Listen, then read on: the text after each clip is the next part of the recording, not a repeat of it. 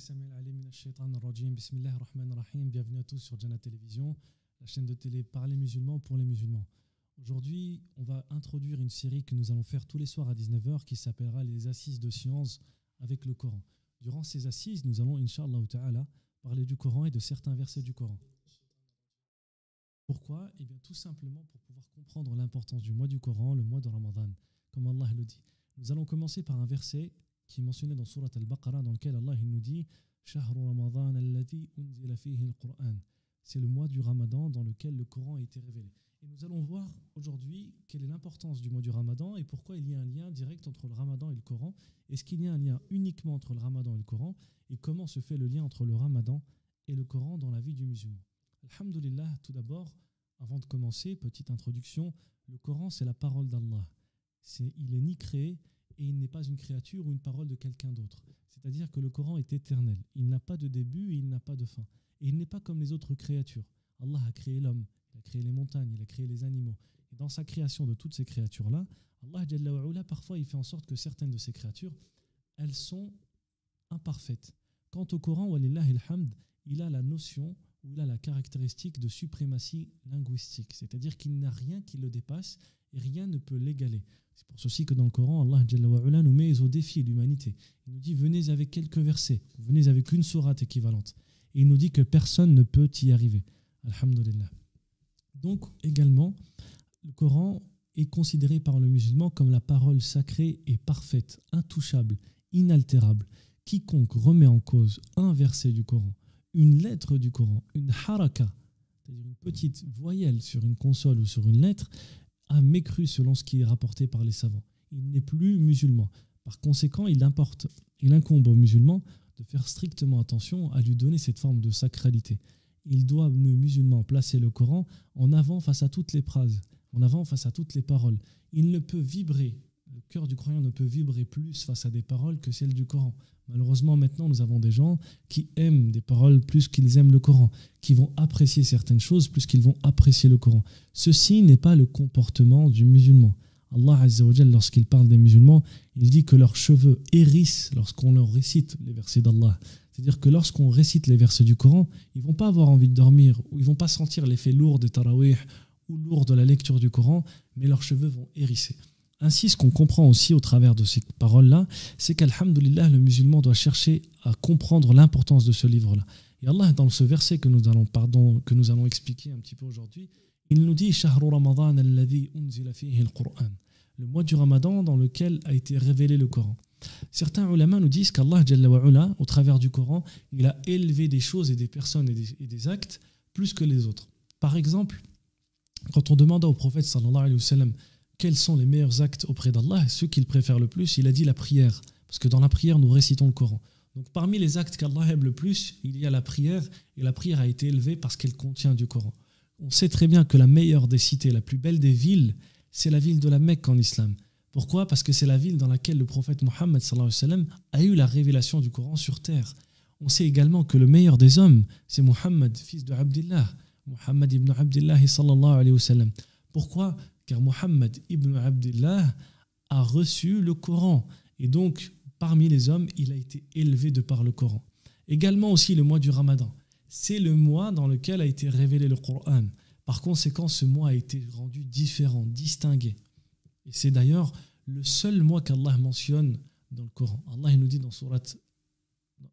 le Coran « Inna iddata ash-shuhuri 'inda Allah 12 shahran » Allah nous dit qu'il y a 12 mois dans l'année, 4 de ces mois sont sacrés. Les mois sacrés, ce sont des mois spécifiques qui ont une adoration particulière, mais le mois du Coran, il est différent, il se distingue et c'est le seul qu'Allah a mentionné. Donc c'est la preuve de son importance.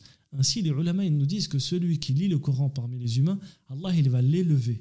Comme il a élevé la Mecque parmi les villes, comme il a élevé Muhammad parmi les humains, et comme il a élevé le mois du Ramadan parmi les autres mois. Également aussi l'ange Jibril. L'ange Jibril a été choisi parmi les anges comme étant le meilleur des messagers d'Allah dans le ciel parce qu'il a eu la révélation à transmettre. La révélation, justement, on en parle un petit peu dans ce verset-là. Quand Allah nous dit le mois du Ramadan dans lequel le Coran a été descendu, on comprend que la révélation s'est faite par une descente. Elle n'a pas été faite de manière ascendante, mais descendante. Le Coran est d'abord descendu des 7 cieux aux cieux de Sama ad-Dunya. Il a été révélé durant la nuit du destin. Inna anzalnahu fi laylatin mubarakah. Allah il nous dit dans Surat Ad-Dukhan, nous l'avons certes révélé dans une nuit bénie, dans une nuit sacrée. Ainsi, qu'est-ce que ça veut dire? C'est-à-dire que le musulman il comprend que cette nuit-là, dans laquelle le Coran a été révélé, elle est différente des autres nuits. Et cette nuit, on la connaît, c'est la nuit du destin, Laylatul Qadr. Après, maintenant, les gens vont dire, si Allah a révélé le Coran durant Laylatul Qadr, pourquoi nous parle-t-il d'un mois complet? Et bien, ceci se trouve dans le Musnad de l'imam Ahmad, rahimahullah, qui nous dit que Allah, Jalla wa Ula, il n'a pas révélé que le Coran durant le mois de Ramadan, mais il a révélé l'ensemble et l'intégralité des livres divins et sacrés. Le Zabour, l'Injil et tous les autres livres ont été révélés eux aussi pendant le mois du Ramadan. Subhanallah. Donc ce mois du Ramadan, c'est le mois de la liaison entre le musulman et son Seigneur, au travers de la parole du Seigneur. Donc c'est le mois dans lequel on reste... Naam, alhamdoulilah, désolé, merci. Donc c'est le mois dans lequel on reste proche du Seigneur. C'est un mois dans lequel nous avons une relation extrêmement étroite avec Allah, dans le but de garder cette liaison. C'est le mois dans lequel tous les livres ont été révélés et c'est le mois qu'Allah il a choisi particulièrement. Et Allah Azza wa Jal, les savants ils nous disent, Allah il a mentionné le mois du Ramadan, Shahru Ramadan. Mais comment il l'a décrit? Il n'a pas dit Shahru Ramadan, il a dit Yujadu fihi siyam. Il n'a pas dit le mois du Ramadan c'est le mois du jeûne. Parce que pour beaucoup de gens, le mois du Ramadan quand on le définit, ils le définissent comme étant le mois du jeûne, le mois de la privation. Non, Allah il a dit Shahru Ramadan alladhi unzila fihi al-Qur'an. La première chose qui doit nous faire penser au mois du Ramadan, c'est pas le ftour, c'est pas le suhour, c'est pas le fait de manger, c'est pas le fait d'arrêter de manger, c'est pas toutes ces choses, mais c'est le fait de se rappeler que le Coran, il existe et que nous devons renouer le lien avec lui. C'est la première des choses. Ensuite, Allah il nous dit Shahru Ramadan alladhi unzila fihi al-Qur'an hudan lin-nasi wa bayyinatin min al-huda wal-furqan. Ensuite, Allah il nous définit ce que c'est que le Coran, une guidée pour les gens. Et une forme entre guillemets de division qui permet d'établir ce qui est bon et ce qui est mauvais, ce qui est vrai et ce qui est faux. Ensuite Allah il nous dit فَمَنْ شَهِدَ مِنْكُمُ الشَّهْرَ فَلْيَصُمْهُ. Et là ensuite, après avoir Allah défini que le mois du Ramadan c'est le mois du Coran, et ensuite nous avoir expliqué qu'est-ce qu'il y a de bien fait comme dans le Coran, Allah il nous dit quiconque parmi vous vit le mois du Ramadan et a la chance de le vivre, alors il se doit de jeûner. Et quiconque parmi vous se trouve malade ou en voyage, alors il se doit de rattraper d'autres jours. Ceci, c'est entre guillemets pour nous dire qu'Allah Jalla wa Ala, il a mis des règles dans la religion et que le siyam, le jeûne, il ne se fait pas dans toutes les circonstances. Et ensuite, Allah Jalla wa Ala, il nous explique une chose. Et c'est une parole qui est très très belle, j'aimerais qu'on la médite. Allah il nous dit Yuridu bikumullahu al-yusra wa la yuridu bikum al-usra. Allah veut pour vous la facilité et il ne veut pas pour vous l'adversité ou la difficulté. Ce verset, il est très beau. Cette partie du Coran, elle est très belle. Parce que dans cette partie-là, Allah, qu'est-ce qu'il nous explique? Que la religion, elle est belle, elle est facile et elle est une bonté. Le prophète, alayhi salatu wassalam, il nous explique dans un hadith authentique, il nous dit, quand il parle des musulmans, Yassiru wa la tu'assiru, bashiru wa la tunaffiru. Facilité et ne rendez pas difficile. Annoncez la bonne nouvelle et ne faites pas fuir les gens. Malheureusement, on a des gens, quand on parle de religion, ils sont renfrognés, ils sont durs, ils sont que entre eux. À les écouter, tout le monde est mauvais, sauf eux et leurs disciples, sauf eux et leurs comparses, sauf eux et leurs équivalents. Ceci n'est pas l'islam, ceci n'a jamais été l'islam. L'islam n'a jamais demandé à ce que nous, en tant que musulmans, dans notre qualité de croyants, eh bien, nous comportions de cette sorte. On ne peut pas venir voir les gens et leur dire un tel est mauvais, un tel est bon, un tel est ceci, fais attention, je te mets en garde contre un tel, ta prière n'est pas bonne, ta prière n'est pas valable, si jamais tu ne pries pas en mangeant, ou etc. Non, le musulman il annonce des bonnes nouvelles. Le musulman il doit avoir une pédagogie positive, il doit chercher à chaque instant de sa vie à tirer le meilleur de toutes les situations dans lesquelles il se trouve. D'ailleurs même, le musulman parfois il devrait mieux faire de se taire. Le prophète sallallahu alayhi wa sallam nous dit, si l'un d'entre vous voit un mal, s'il ne peut pas le changer, qu'il le change avec sa main. S'il ne peut pas, qu'il le fasse avec sa bouche. Et s'il ne peut pas, qu'il le fasse avec son cœur. Et ceci est le plus bas degré de la foi. C'est-à-dire que dans certaines situations, il est mieux de se taire. Et il est mieux de laisser soit des personnes plus compétentes parler, ou soit chercher à ne pas parler d'un problème pour ne pas en amener un autre. C'est ce qu'on appelle inkar al-munkar, le fait de changer le mal. Toutes ces notions-là, Allah il les contient dans ce verset. Et également aussi, Allah il met ce verset-là quand il parle du jeûne. Subhanallah, Comme si c'était une réponse aux non-musulmans qui, à chaque fois qu'on leur parle du jeûne, ils nous disent « Mais est-ce que c'est pas trop dur de rester toute la journée sans manger?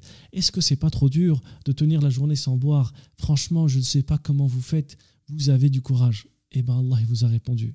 Allah il nous dit à nous les musulmans, à vous qui nous dites que c'est dur, Allah il nous répond, il nous connaît mieux que vous-même. Il nous dit, Allah il veut pour nous la facilité. Allahu Akbar. Cette partie elle est très belle, subhanallah. Allah Jalla wa Ala, il nous fait comprendre. Toutes ces phrases-là, c'est du faux. Toutes ces phrases-là, ça n'a aucune valeur. Et la réelle valeur, c'est que ce ramadan-là, ce jeûne, on se prive de manger et de boire, mais c'est une facilité. On se prive de dormir toute la nuit, parfois pour prier, mais c'est une facilité. Parce que c'est une facilité qui enlève une grande difficulté. Allah, dans Surat At-Tawbah, il parle de certains hypocrites qui ont dit aux musulmans qui partaient pour une expédition pour se battre pour le fait que la parole d'Allah soit la plus haute. Ils leur disent ne partez pas, ne sortez pas avec cette chaleur. Vous allez faire beaucoup d'efforts, ça va être très difficile. Et Allah, il leur dit une chose simple. Il leur dit, dis-leur que la chaleur de l'enfer est certes plus grande. Wal'iyadhu billah. Peut-être que la chaleur de l'enfer, elle peut être plus importante qu'Allah nous en préserve. Ainsi, le musulman, qu'est-ce qu'il doit comprendre? Il doit comprendre que le ramadan, c'est une facilité. C'est ce qu'Allah nous dit dans ce verset. Et le ramadan, il a des règles spécifiques. C'est ce qu'Allah nous dit dans le verset. Ensuite, il nous dit Allah,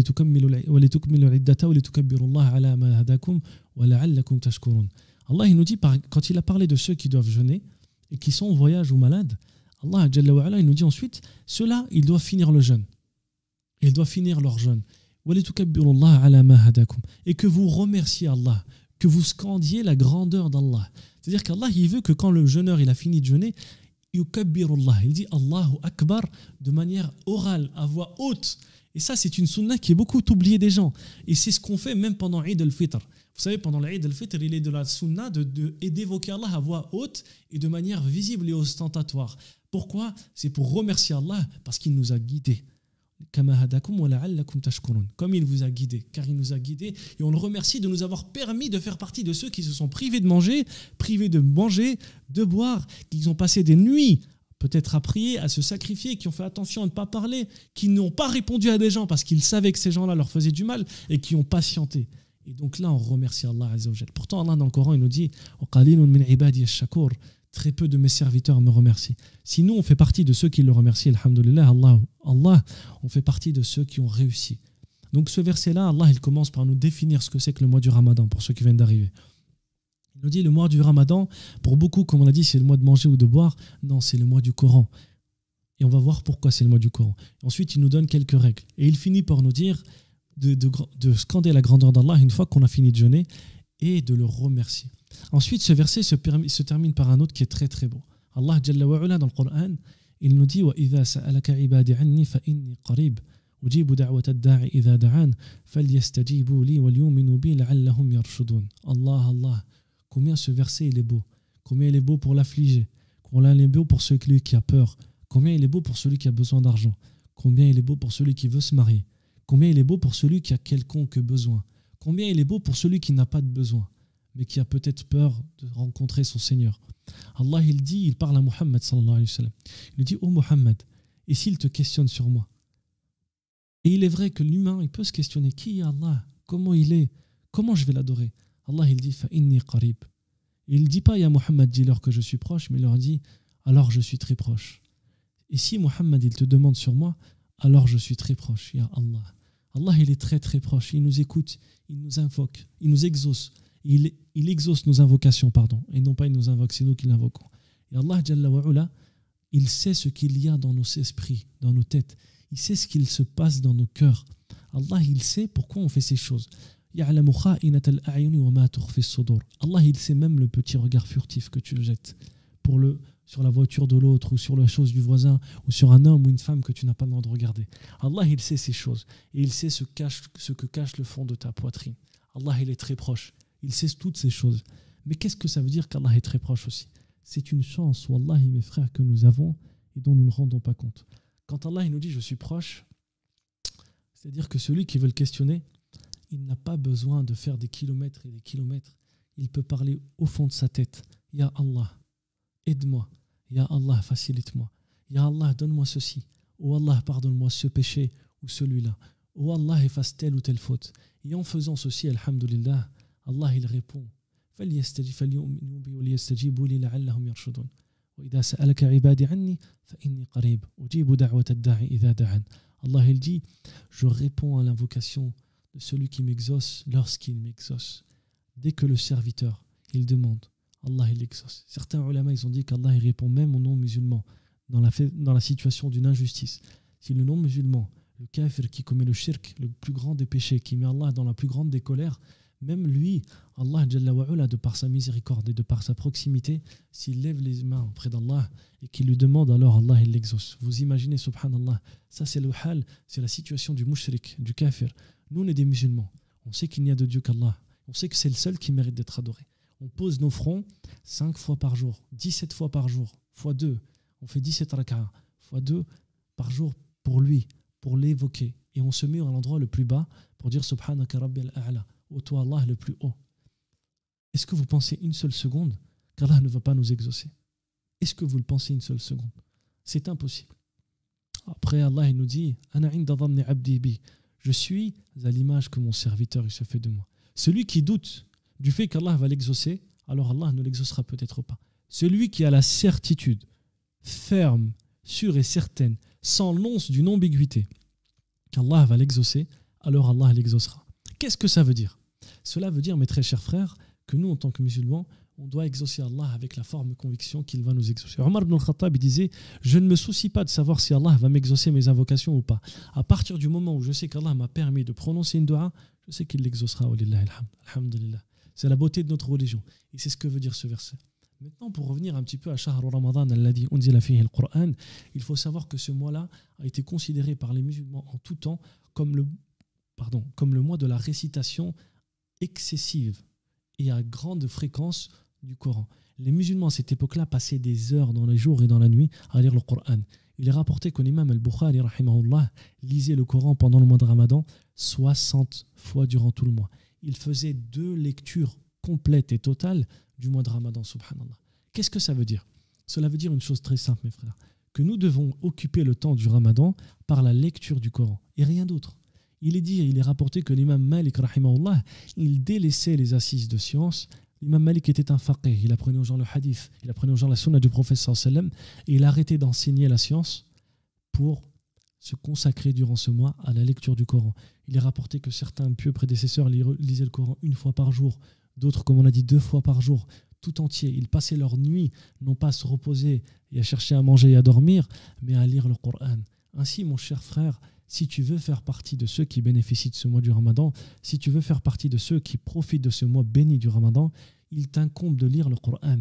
Il t'incombe de le lire, mon frère. Et personne ne le fera à ta place. Si tu ne le fais pas, personne ne pourra te le faire. Nous sommes ici, on est en train de parler, nous sommes en train de donner un petit rappel. Mais mon frère, si tu ne lis pas le Coran toi-même, personne ne le fera à ta place. Ainsi, profite de chaque instant de ta vie.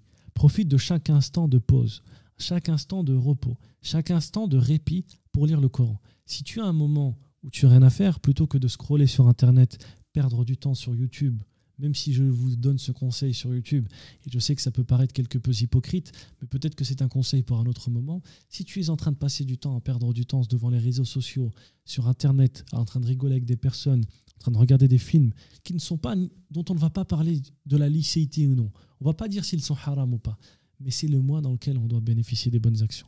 Mes frères, mes sœurs, ce mois du Ramadan, c'est 720 heures. Ces 720 heures, elles vont être comptées. Et wallahi al-azim, on va devoir en rendre des comptes. Il en est presque passé déjà 24 heures du mois de Ramadan. Et on devra rendre des comptes de ces 24 heures-là. Et si jamais on passe tout le mois de Ramadan dans l'oisiveté, le prophète sallallahu alayhi wa sallam, une fois il est monté sur le minbar et il a dit Amin, Amin, Amin. Les compagnons lui ont demandé Ya Rasulallah, pourquoi tu as dit Amin 3 fois? Il leur a dit l'ange Jibril est venu me voir. Et il m'a dit Ya Muhammad, celui qui vit le Ramadan et Allah ne lui pardonne pas ses péchés, qu'Allah l'éloigne et le jette en enfer. C'est-à-dire que de ce mois de Ramadan-là, il y a des gens qu'Allah va jeter en enfer, parmi peut-être les musulmans, parce qu'ils ne vont pas profiter du Ramadan. Mes chers frères, mes chères sœurs, on ne doit pas faire partie de ces gens-là. Au contraire, on doit chercher à faire partie des gens qui vont bénéficier du mois du Ramadan. On doit chercher à faire partie des gens qui vont, Inch'Allah ta'ala, gagner le maximum de hasanat. Pour donner une petite image, je pense qu'on connaît tous un petit peu Fort Boyard. Vous savez l'émission là où ils faisaient des petits jeux dans un château et à la fin on leur ouvrait une salle, ils devaient courir pour chercher des trésors. Ils avaient un temps limité. Imaginez-vous quelqu'un qui, pendant l'épreuve de Fort Boyard, il joue. Il tourne à droite, à gauche, ceci, cela, etc., etc. Qu'est-ce que vont dire les gens? Il est bête. Ben, c'est la même chose avec celui qui vit le ramadan et qui ne profite pas de ces 720 heures qui sont très courtes dans la vie pour prendre le maximum de bonnes actions. Il ne prend pas les trésors qui lui sont mis à sa portée. Allah, il enchaîne les démons. Il ouvre les portes du paradis. Il pardonne durant ce mois-ci. Il incombe vraiment à tout musulman de lire le Coran. Si tu sais lire l'arabe, lis-le en arabe. Si tu connais le Coran, quelques sourates, lis-les. Si tu en as oublié certaines, et je sais que c'est le cas de beaucoup d'entre nous, alors rappelons-nous-les, révisons nos sourates pour pas qu'à Yom al-Qiyamah on en paye des comptes. Si on a du mal à lire l'arabe, on se doit de passer du temps à lire le Coran, à le déchiffrer. Même si je mets 10 minutes à lire une ligne, c'est pas grave. Car c'est en lisant que l'on apprendra à lire. Comme le disait le poète,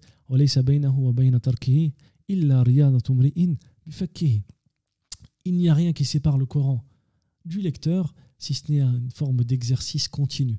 Tu lis, tu mets 10 minutes aujourd'hui pour lire une ligne, demain tu en mettras 4, après-demain tu mettras 1 minute, après-demain tu mettras quelques secondes. Et petit à petit, jusqu'à ce qu'Allah Azza wa Jal, il va te permettre de lire sans faire beaucoup d'efforts. Alhamdulillah, donc on se doit de lire. Et ceux qui disent je lis mais je ne comprends pas l'arabe, mais mon frère, en fait c'est comme si je te disais je ne me lave pas parce que je suis plein de boue. Mais au contraire, je vais d'abord enlever la boue et après je vais me laver. Lis d'abord le Coran et rien ne t'empêche de prendre un tafsir et de lire l'explication en langue française et chercher à comprendre ce qu'Allah dit dans le Coran. Ne vous faites pas avoir par les pièges du shaitan. Ne vous faites pas avoir par les pièges du shaitan. Ne vous faites pas avoir par les pièges du shaitan. On se doit de lire le Coran. Ce mois-là, c'est le mois du Coran. Le musulman, dans sa tête, quand il pense Ramadan, il doit se dire c'est le mois du Coran. Rien de plus, rien de moins. C'est pas le mois, comme on a dit, de la privation. C'est pas le mois de la harira, des briouettes ou je ne sais quoi, des feuilles de briques. C'est le mois du Coran. C'est le mois dans lequel on doit chercher à lire le Coran. Et d'ailleurs, dites-vous bien une chose, le meilleur des hommes, Mohammed sallallahu alayhi wa sallam, lui-même révisait le Coran avec le meilleur des anges, Jibril, 2 fois durant le mois. Il le lisait 2 fois, subhanallah. Vous imaginez. Et ce qui est beau, vous savez, c'est quoi? C'est que quand on lit le Coran, il faut qu'on se dise une chose, c'est que c'est Allah, le Très-Haut, qui l'a lu d'abord. Et c'est la parole d'Allah. Ensuite, c'est Jibril qui l'a transmis. Donc imaginez-vous, subhanallah, Jibril en train de lire le Coran. Ensuite, c'est Muhammad sallallahu alayhi wa sallam qui le lisait, alors qu'il était debout en prière pendant la nuit, alors qu'il se tenait, qu'il attendait certaines choses, alors qu'il le révélait. Ensuite, c'était Abu Bakr, Omar, Uthman, Ali, Saad, Saïd, Talha, tous les compagnons du prophète sallallahu alayhi wa sallam. Ces hommes-là qui ont défrayé la chronique, ces hommes-là que nous aimons plus que nos propres personnes. Eux l'ont lu, eux l'ont vécu, eux ont voyagé avec le Coran. Il nous incombe à nous aussi de le lire et de voyager avec. Le mois du Ramadan, comme l'a dit Allah dans le Coran, شهر رمضان الذي أنزل فيه القرآن هدى للناس وبينات من الهدى والفرقان فمن شهد منكم الشهر فليصم ومن كان مريضا أو على سفر فعدة من أيام أخر يريد الله بكم اليسر ولا يريد بكم العسر ولتكبروا الله على ما ولتكملوا العدة ولتكبروا الله على ما هداكم ولعلكم تشكرون. Ainsi, aujourd'hui s'achève notre petite intervention sur le Ramadan, c'était le mois du Coran. Aujourd'hui, vous verrez un autre intervenant, Inch'Allah ta'ala. Tous les soirs, je vous donne rendez-vous sur Jannah Télévision avec un nouvel imam qui parlera d'un ou de certains versets du Coran. D'ici là, tenez-vous bien, portez-vous bien. On fera peut-être des quiz un petit peu le live le soir aux alentours de 21h, 21h. Il faudra que je vois un petit peu avec les équipes. D'ailleurs, je remercie le frère Brahim, Riyad et Rida qui sont en régie, qui sont juste derrière les écrans, qui s'occupent un petit peu de tout ceci. Je vous dis à très vite, Inch'Allah. Dès ce soir, dès maintenant, prenez vos Corans, lisez-les, faites le maximum. Mes frères, wallahi, le temps va passer. Et peut-être qu'on va pleurer éternellement. Ou peut-être qu'on sera heureux éternellement. On demanda à l'imam Ahmed, il faisait énormément d'efforts, l'imam Ahmed, rahimahullah, dans l'adoration. On lui demanda, mais quand est-ce que tu vas te reposer?